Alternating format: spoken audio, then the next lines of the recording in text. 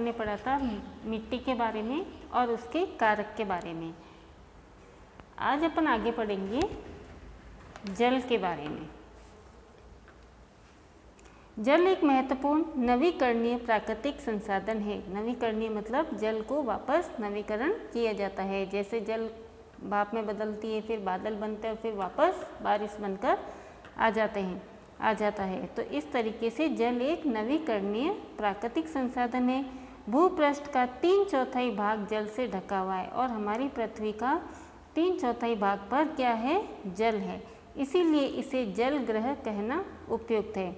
लगभग 3.5 अरब वर्ष पहले जीवन आदि महासागरों में ही प्रारंभ हुआ था। यद्यपि आज भी महासागर पृथ्वी की सतह के 2/3 भाग को ढके हुए हैं और हमारे जो 3/4 भाग पर के पूरा क्या है? पानी है। तो उसमें से 2/3 भाग पर क्या हो गया?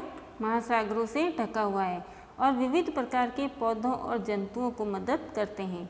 महासागरों का जल लवणीय है, उसमें लवण है, खारा होता है और मानवीय उपयोग के लिए उपयुक्त नहीं होता है। और जो 2/3 भाग है वो महासागरों से ढका हुआ है और यह पानी खारा होता है जो हमारे मनुष्य के उपयोग में नहीं आता है।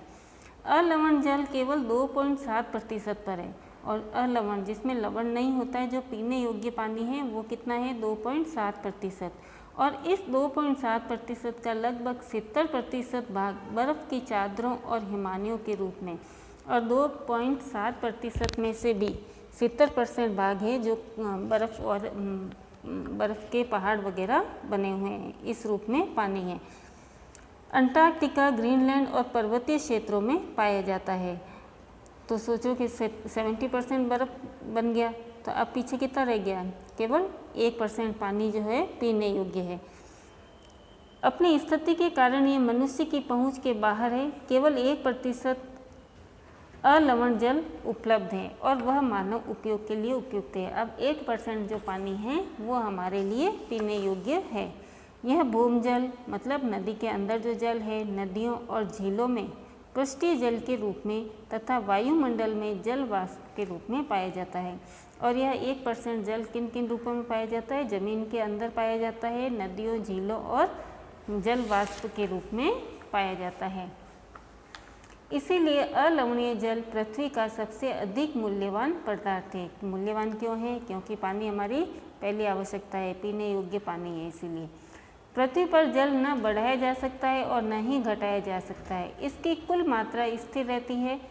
इसकी प्रचुरता में विविधता प्रतीक होती है क्योंकि यह वाष्पीकरण, वर्षण और वहा की प्रक्रियाओं द्वारा महासागरों, वायु, भूमि और पुनः महासागरों में चक्रण द्वारा निरंतर गतिशील रहता है और ये जल चक्र के द्वारा वापस गतिशील होता रहता है और इसे हम कहते हैं जल चक्र।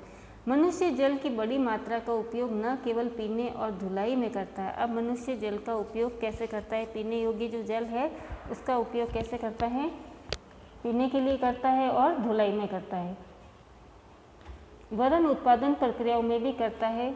जल कृषि कार्यों में, उद्योगों में, बांधों के जलाशयों के माध्यम से विद्युत उत्पादन में भी प्रयोग किया जाता है। तो जल का उपयोग कहाँ कहाँ? पीने में, धुलाई में, कृषि कार्यों में, उद्योगों में और बिजली उत्पादन में किया जाता है। जल स्रोतों के सूखने अथवा जल प्रदूषण के कारण अलवणीय जल की आपूर्ति की कमी के मुख्य कारक। अब जल प्रदूषण का महत्वपूर्ण कारक क्या है और इसकी कमी का महत्वपूर्ण कारक क्या है? बढ़ती जनसंख्या। अब जनसंख्या बढ़ेगी तो उन्हें पीने के लिए पानी की ज़्यादा ज़रूरत होगी, भोजन के लिए, फिर अब जनसंख्या ज़्यादा है तो अनाज के लिए खेती भी करनी पड़ेगी, तो उसके लिए तो और बढ़ता नगरीकरण और बेहतर जीवन के लिए। तो इन सब कार्यों के लिए पानी की आवश्यकता ज़्यादा होती है। अब है जल उपलब्धता की समस्याएं। अब जल की कमी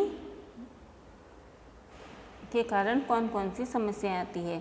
विश्व के कई प्रदेशों में जल की कमी है। अधिकांशतः अफ्रीका, पश्चिमी एशिया, दक्षिण एशिया, पश्चिमी संयुक्त राज्य अमेरिका के भाग, उत्तर पश्चिमी मैक्सिको, दक्षिण अमेरिका के भाग और संपूर्ण ऑस्ट्रेलिया, अलवणीय जल की आपूर्ति की कमी का सामना कर रहे हैं। ये देश ऐसे जलवायु प्रदेशों में स्थित है जहां अक्सर सूखा पड़ता है। इनमें जलाभाव की अधिक समस्या बनी रहती है। इस प्रकार जल का अभाव मौसमी अथवा वार्षिक वर्षण में विविधता के परिणाम स्वरूप हो सकता है और वहाँ के मौसम और जलवायु के कारण वहाँ बारिश कम होती है, सूखा होता है और पानी की कमी होती है, अथवा अति उपयोग और जल स्रोतों के संदूषण के कारण और जल का अधिक उपयोग और पानी जल स्रोतों में प्रदूषण करने के कारण जल का अभाव हो सकता है। अब जल के संसाधनों का हम संरक्षण कैसे कर सकते हैं? आज विश्व में शुद्ध और पर्याप्त जल स्रोतों तक पहुंचना एक बड़ी समस्या बन गई है। इस क्षीण होते हुए संसाधन के संरक्षण के लिए कदम उठाने चाहिए।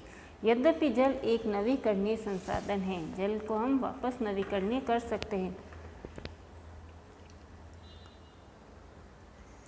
तथापि इसका अति उपयोग और प्रदूषण इसे उपयोग के लिए अनुपयुक्त बना देता है। तो हमें इसका ज़्यादा उपयोग नहीं करना चाहिए और उसे प्रदूषित नहीं करना चाहिए। अशोषित या आंशिक रूप से शोषित वाहित मल, कृषि रसायनों का विसर्जन और जल निकायों में औद्योगिक बहिस्त्राव जल के प्रमुख संदूषक है और हमें जो ये नदियों, फैक्ट्रियों का और जो पानी है, गंदा पानी है, रासायनिक पानी है, वो हमें नदियों में बहाना नहीं चाहिए। इनमें शामिल नाइट्रेट धातुएं और पीड़कनाशी जल को प्रदूषित करते हैं। जो ये उद्योगों का और जो गंदा पानी होता है, नालों का पानी, वो पानी में नाइट्रोजन और कई तरह के रासायनिक पानी में घुले हुए होते हैं जो बहुत ही खतरनाक होते हैं। इनमें से अधिकांश रसायन अजैव निम्नीकरण होने के कारण और जो कुछ ऐसे रसायन होते हैं जो नष्ट नहीं होते हैं, उस कारण जल द्वारा और जिनका नवीकरण भी नहीं किया जा सकता है, तो ऐसा जल मानव शरीर में पहुंच जाता है और जो हमें कई तरह की बीमारियों से ग्रस्त करता है।